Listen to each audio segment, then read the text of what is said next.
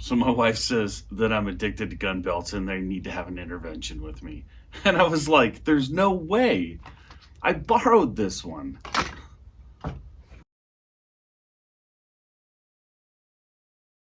So right off the bat, let's talk about the three different categories that I see belts fall into. You have concealed carry belts or everyday use carry belts. Okay, it may not be concealed, but everyday basic use. You have competition belts.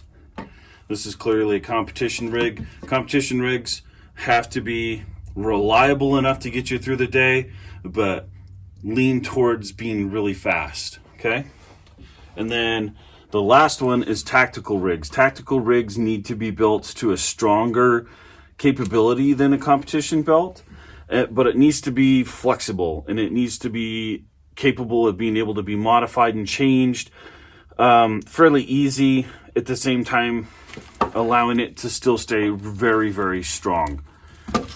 And those are your three basic categories, in my opinion, of belts, and then we'll go over all three of them and the different attributes of each one of these categories, which defines them and makes a good choice. Everyday carry belts. I personally prefer leather for an everyday carry belt. The reason being is I conceal carry pretty much every day, and I don't necessarily want to advertise that I'm carrying. These work, and I know a lot of people really prefer these nylon type belts, but these scream I'm carrying a gun to anybody who's absolutely paying attention. How many people is that?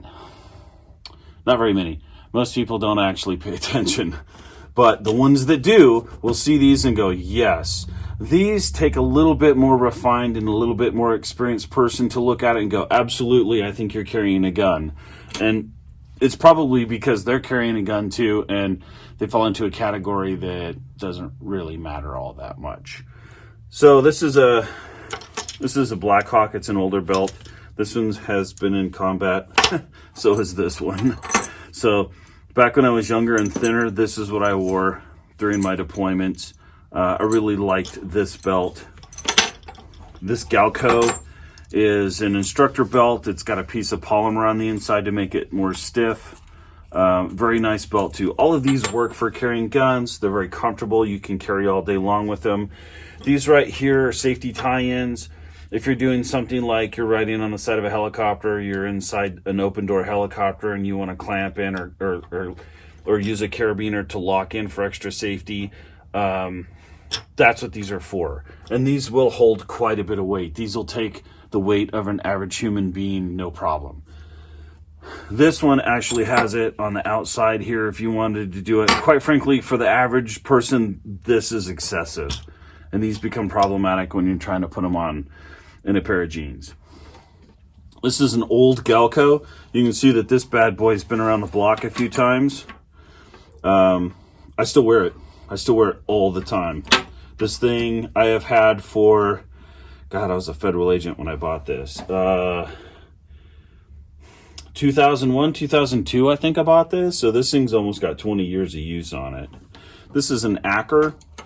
Ackers have a piece of polymer on the inside. I don't even know if these things are even being built anymore. You can still find leather belts with polymer on the inside. Very stiff. They distribute the weight around your waist really well. This is the type of belt that I wear every day now. This is a Magpul Tejas, and these run about $83.95. And they are extremely stiff. They're bull hide on the outside, and then they have polymer on the inside. And I am currently wearing mine. I've worn it for years. It is taking punishment extremely well. This is what I would recommend for everyday carry right now. It's very strong. It definitely distributes the weight around there. It doesn't stretch. You'll see that there's stretch in this one. It's not as strong as this one ever was. It doesn't have the reinforcement, but the stitching is good. And stitching is everything in these belts. Every single belt that we talk about today, if the stitching is cheap, it's done. It's over. It will not work for you. All right, so let's talk about competition rigs. So these are a couple of my competition rigs, and one that I have actually no crap borrowed from a friend of mine. I just switched to SIG P320 X5 Legions, and I was waiting for my holster to come from Long Shadow. And so I had everything set up. I was just waiting for this to come in. It just came in the other day, so I set this rig up. But I was using this, which I borrowed from a friend. And these are AA mag pouches with a GX holster. GX uses this lock on here. I really like the lock. Unfortunately, they don't sell the lock separate. You have to buy the whole holster. So if I could, I would buy this separate and put it on this one. But since they don't sell it separate, all right, I'll just use this. AA makes really stiff belts. The mag pouches are okay. I don't like them as much as I like CR Speed, or these are the Safariland 771s. So why do I not like these as much as these? Everything about these rigs is based on how fast can I go, how fast can I grab that magazine out of here, cleanly grab it, and reload it into the gun. How fast can I draw the gun from the holster and still have enough tension on there that it's safe when I'm not shooting. That's it. This is about speed with enough reliability to get me there.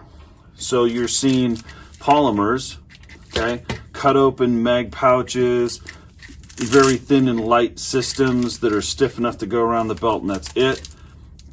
So interesting hangers, right? Cut open holsters, no locking system other than tension, right? Covering the trigger guard. These are solid holsters. Don't get me wrong. It's just there's no way I'm going to Iraq or Afghanistan or any other place where I need really good, reliable retention on a gun with one of these, because it's just not. It's made to go fast, take chances, accelerate around the curve, prepare for glory. Okay, that is really what these are for, and that is kind of the mantra that you'll see on these. This one's been around forever. This is an old Uncle Mike's two-piece, okay, with a Blade Tech. God, I don't even know what this would be the equivalent of nowadays. One of their classics, I guess, with a drop-off set with a Mantis, and then a couple of Blade Tech doubles with an Uncle Mike's back here. This has been around the block, dude. This thing's at least 15 years old, and it's still running really well. And it's fast, and it's still reliable. You know, I'm never going to change this. And that's kind of the key with these. Once they're set up and you're used to them, you're not changing them. This is it. This is my SIG P320 X5 Legion rig. I may move some things around to make it work a little bit better, but I am not changing this once it's set. Done, son. Okay? This is a PCC rig. So this is for Glock magazines. This is a CR Speed pouch. Really good pouches. I put them in line with the 771s when it comes to how good they work. Really solidly built, decent polymer, not overly expensive. These are just a couple of extra spare pouches for smaller mags if I have to do multiple reloads for some reason. PCC, I don't need a whole lot of ammo because my magazines are a lot deeper. I'm running probably 40 round mags typically or more. So I don't need a whole bunch of extra mags to get through a stage. Another tourniquet. These are go fast rigs. Once they're set up, don't mess with them. So tactical belts have come a long way in the last 20 years. This is more like what was a representation of when I first went to Iraq.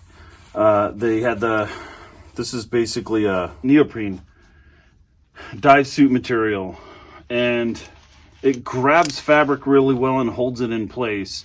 If you're wearing clothes, excuse me, and you don't have the ability to have an inner belt that can Velcro together, then this is actually still a really good option. You know, like a jacket or a parka or something like that you're throwing this over the outside of. This makes a lot of sense. In Iraq, we went to Nomex flight suits because of the danger of fire hazards if you're caught in some sort of explosion. We kind of learned that the hard way. We definitely learned it the hard way through some of my coworkers. And so we went to the fireproof suits, and there wasn't any way to really put a belt together. So these worked really well in those situations.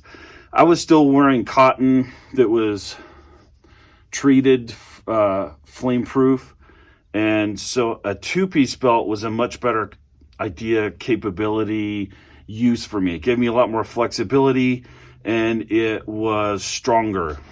So when we were doing these originally, these were all fabric. They didn't have any reinforcement in them. If you were lucky, you had bungee cords over the top of them instead of Velcro flaps.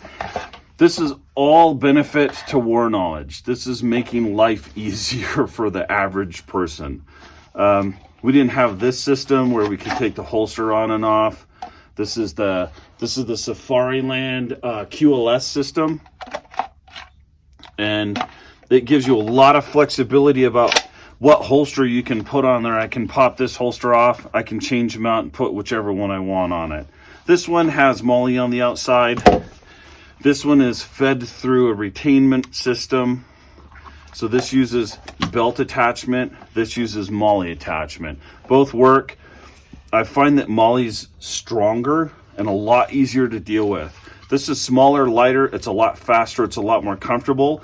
But at the end of the day, these pouches, you just don't want to change them on this belt, man. It is a colossal pain in the ass. It's still a great belt. You can see that this one's got enough dirt and dust on it that it has actually been used a lot. I've shot competitions with this.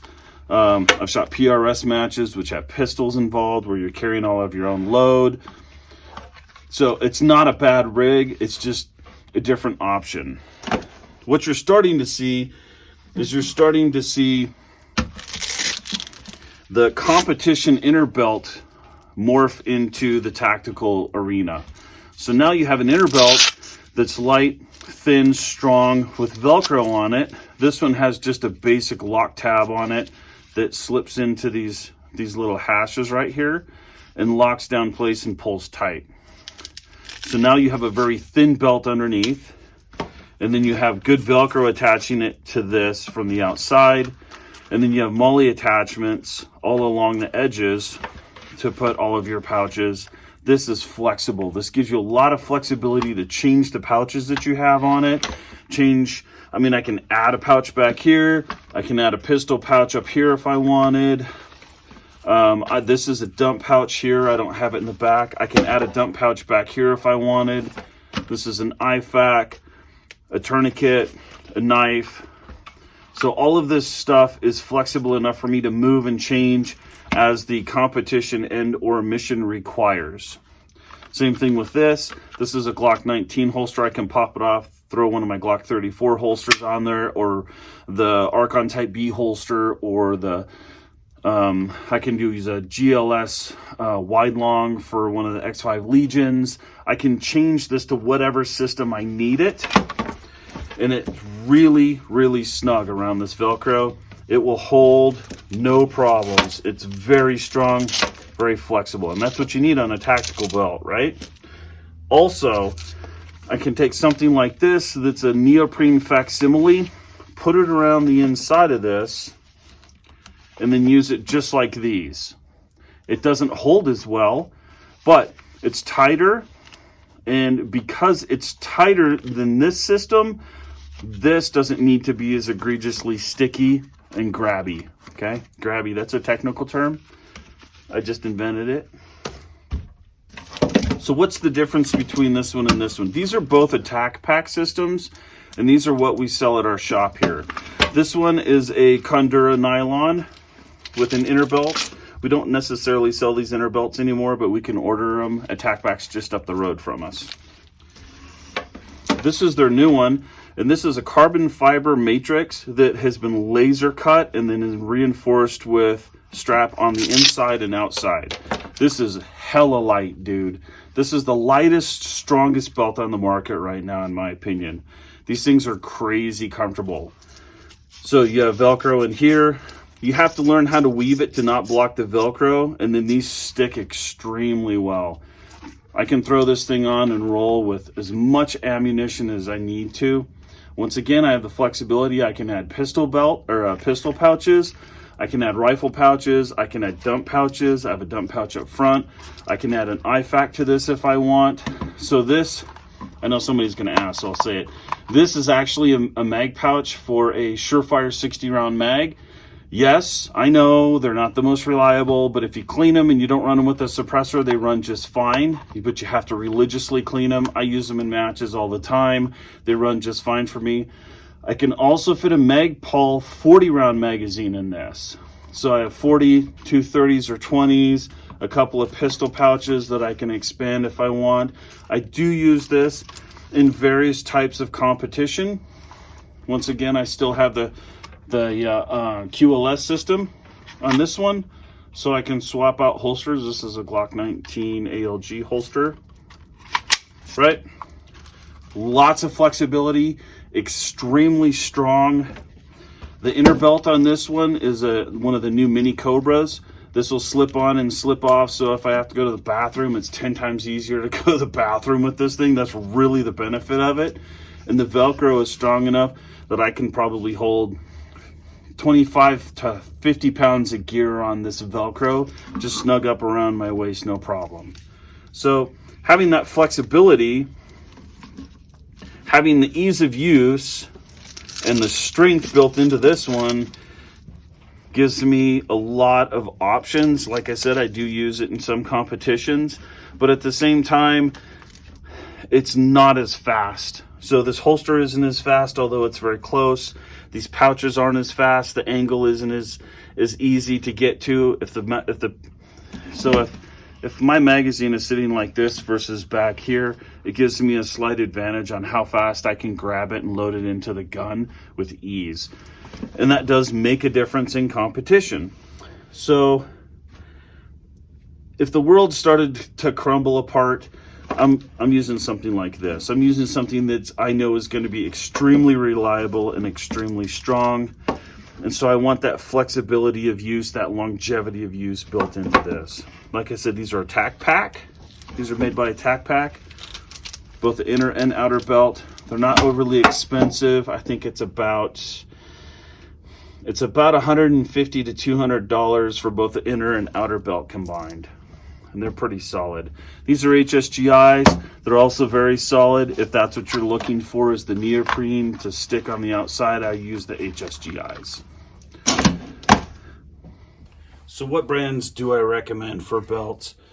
First and foremost, the Magpul Tejas for concealed carry is by far the best that I've used. There are a couple of other brands, just depending upon what you prefer. The Galco belts are still really good.